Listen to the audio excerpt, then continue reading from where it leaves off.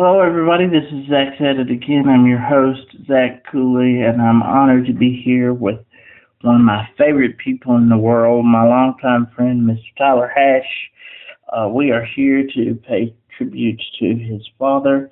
We're going to dedicate this episode to the memory of Gregory Todd Hash.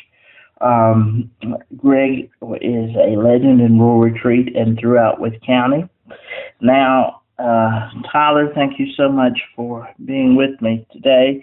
It's an honor to talk to you. Well, thank you for having me, and we appreciate it. And it's an honor to have be that Cooley talk about our family and hold us in high regards. Well, I certainly do, and I'll start with you because, many years ago, I used to be invited to like your birthday parties and Megan's birthday parties, and you all went out of your way to include me. And when I was hanging with you, every time I hang with you, I feel like I'm hanging with the cool kids. So, no way, no. You're the local celebrity here, so it's definitely our honor. I would not say that at all, because you have the swagger that you have, Hash, and that comes largely from your dad. He had a way with people, and people were drawn to him. And one of the things that made him special to me is that he did not apologize for who he was. He was who he was, and he was the same person. If you were at a public function, he was the same person if you were in his own house. He was absolutely who he was. He was honest. He was kind. He was caring. He was firm. He was all of those things. And I'm sure that is, and of course everybody in Wythe County loves Greg and wants to remember Greg for so many things. What is most important that you want people to remember about him that maybe we don't think of? What's as his son, what is most important what do you want people to remember about him the most? Just how he cares about like the community and trying to help as many people as he can, reaching out. Like he every Thanksgiving he would get in touch with a local family, or would have like a third party, like reach out to the school and see if there was a family he could provide a Thanksgiving meal for, not just like something from Cracker Barrel. He wanted to make it himself and prepare items that he thinks they would like and enjoy, and make it as real and caring as he could. But yeah, he told us all the time when he was growing up that he was a local celebrity, or he was everybody just knew him. Like he's like kind of jokingly, and just be like, okay, yeah, right, Dad, yeah, you're a local celebrity. But the last couple weeks, I've definitely seen and felt that he wasn't lying. He worked hard to have everybody or take care of as many people as he can. So the people that he's helped out, a lot of them has reached out. Some we didn't know that he even done something, or gave them an ear to listen to or talk to. He put in a lot of effort to make sure everyone was taken care of, that as many as they could in his range of view and in his life. So, and I think that's the main thing. And that's amazing that he did that. And of course, I'm sure he wanted to do that anonymously with no credit to him whatsoever. And that's amazing. Did you find that when, I felt like when he was sick, he did so much for me. I felt like I wish there was more I could have done for him while he was still here and needed the help. Did you find that people that those people gave back to him when he needed it? Yeah, I mean, throughout the process, throughout the year or two, they've been fighting it. I mean, he spoke at Relay for Life in May. Right. They gave him a clean bill of health, and I remember he finished that speech telling his journey. He's like, well, "I'll see you guys next year," and I mean, that's just how confident everything he was feeling. So a lot of people didn't know until right at the end that it was serious. When it came back and spread and everything. So the house was pretty busy within those 2.5 weeks. A lot of family, a lot of friends, and people bringing food, and they just say whatever they could do for Duke, just let us know. And but honestly, Zach, one of Dad's biggest concerns during that process, because it was around Thanksgiving, was making sure we were still going to take care of our family. He was more concerned about us still doing that Thanksgiving tradition of having a family we can, provide a meal for that maybe wouldn't have that meal. So even in his state, that was one of his main concerns, was trying to take care of someone else. So you still carry that out, and I would assume we're going to still carry that out every year in his memory. Yeah, so we've already, my stepsister Jordan has reached out to Waketree Elementary, because that's usually who we go through, and just ensure them that hey, next year we still got this. Just keep us in mind for a family, and we plan on doing it for here on out.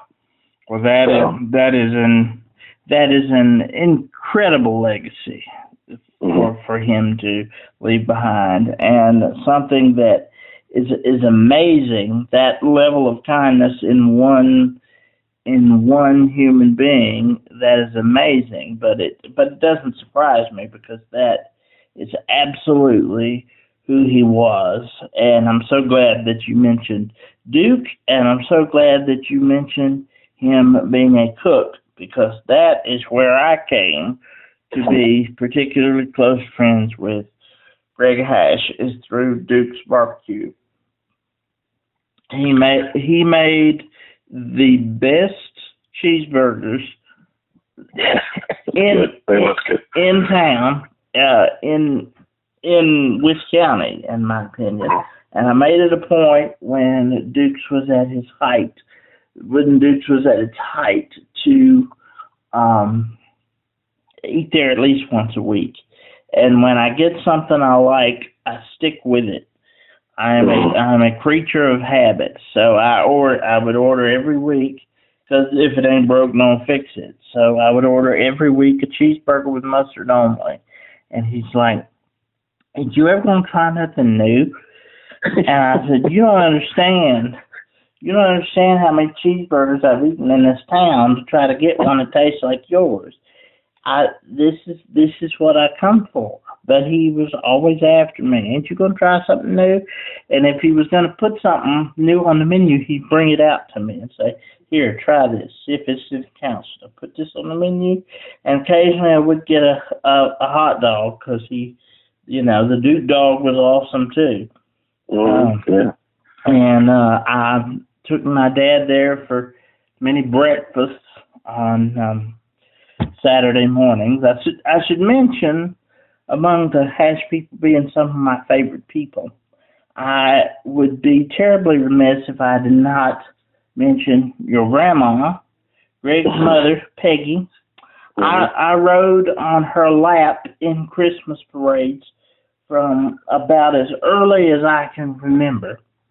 And I still see her at the Moose Lodge. She is now one of my daughter's favorite people. Bella just loves Peggy. There's not many who don't know or don't like Peggy Hash, so she's one of a kind. And to have raised somebody like Greg Hash, and to have children like grandchildren like you and Megan, and I will include Jordan and Wyatt in that too. That is a testament to the remarkable stock that you come from. So it's no wonder that you would just be you would just be this person. You may not know it, but everybody that knows you is very, very fond of you, and you are very admired because I I admire you a great deal, sir. So, Well, we definitely appreciate that a bunch, and thankful. But I remember, I mean, Dad still has, whenever you wrote the article about Duke's, it's framed along with a framed picture of you. yeah, I think in Duke's Barbecue. He's still down here yeah, with a stereo. But I remember, I want to say it was like Spuds or something, like the little tater tot with cheese in it. yeah. Fine. I'm almost positive it was one of those items, but like we was trying it out, and Dad's like, I can't wait to give this back. Like he thought of you, like new items and stuff. Like that's how high he held you in his. Oh in his yeah, eyes. yeah. So, And he brought me. I'll never forget the day he brought me a Duke shirt. He said, "What's that shirt you wear?" And I told him. I said, "I'm an extra large." And he said, "Well, here, we want you to have this. You're one of our biggest fans. We want you to have this." And when I did that article for him, and he had me sign the article or underneath the picture or something with the frame because he framed that. That meant more to me probably than I can put into words. Like I said, just the Hash family has always had a way of making me feel very special and very important, and I always held all of them in high regard. So that meant a great deal to me, and your friendship in particular has also been very special to me. We go way back, and probably to you were probably what 12, 13, and something like that maybe. Yeah. Yeah. I was a youngster. And you were the one who enlisted my wife when you were talent coordinator at the Bowling Wilson Hotel. You got my wife her last gig there, the last time she performed there, and certainly never will forget that. And it's always great fun to be in the company of the Hash family because it's just you always exude kindness, humor, and you make whoever you're around feel special. And I know that comes from your dad, from your granny, and the people that you've learned from. But I'd like to mention too, Jordan and Wyatt were not. Jordan and Wyatt were his stepchildren, but that was never a distinction. It was like the four of you just meshed together. Like you and Wyatt are cut from the same cloth. Nobody would know if they didn't know any better. Nobody would know that you weren't completely biological brothers. Just. Yeah. Yeah, I think I even said when I was talking about Jordan earlier, I called her by her maiden name. She's now married. She's now a Wheeler. Right. And Wyatt, I'm sure he's about any day now going to pop the question.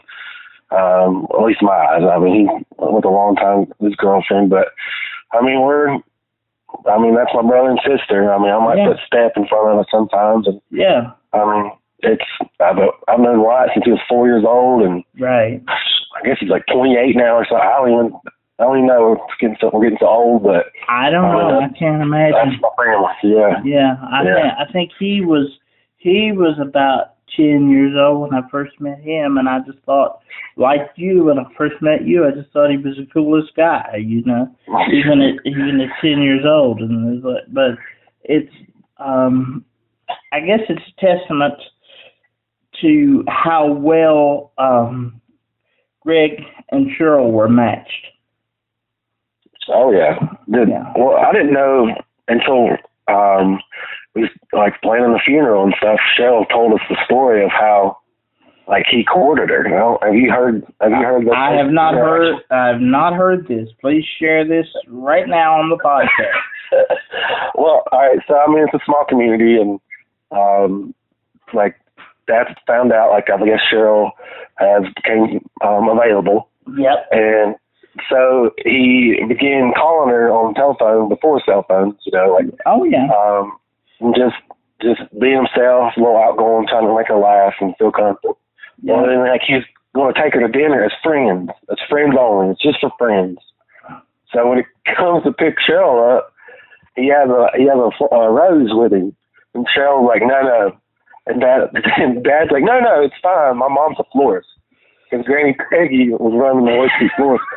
So he had Granny like bail him out. I'm like, oh no, this is just friends. She had like extra or something. Like he was just trying to be slick. Yeah, that was pretty funny. I can see him grinning now just thinking about it. I can see you pulling something like that. Hey, I mean, apple don't fall far from the tree. It sure doesn't. I can definitely see. I can see you doing that right now. Yeah, that. I mean, because she has just gone through a divorce. I'm guessing, right? And he shows up at the door with a rose, and she's like, "Oh no, we're not going there." Yeah, I thought this was just friends. I'm like, no. My mom's a florist. That's why I give everyone roses. They so like he just pulled something out of his butt real quick. Yeah, because he thought she was going to be like, oh, he has a rose. How nice. Yeah. And so but it obviously did not take long, right? No, I mean, I think he had to put in a little work, but I mean, he knew I think it was love at first sight, and then once they both got on the same page, it was his strap his hat. They was both connected at the hip. So yeah, it was 3 months. Let's see, no, 4 months. I met Emily on the 7th of March, and we started dating on the 8th of April, and we were married on the 10th of July. So, you know, when you find it, you find it. So when you know. So Greg is of the same mindset I was. If you find the one you want, she likes you back, grab her and run with her. So yes, sir. That's right. So that's exactly what I did, and that'll be 14 years this July. And I'll never forget on my I put videos up of our vows. And your dad made me cry. He wrote, "Proud of you, love you, buddy," and I'll never forget that. Forget that.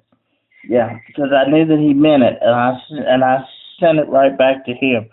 Always. I was devastated when Duke's closed down because the rent was too high. I remember him saying, I don't know how much longer I can do this. The rent was too high because he had the place out on Lee Highway, and I used to come out there when he first opened it, and then he opened it there in town because y'all are from Rural Retreat. I'm from Withville. I was a moron, so. So when he opened in town, it was easier for me to get to him, and I was there once a week, and then that's where I was hanging out.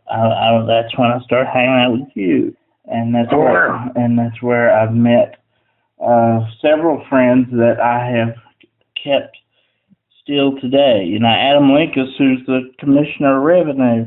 I was interviewing him for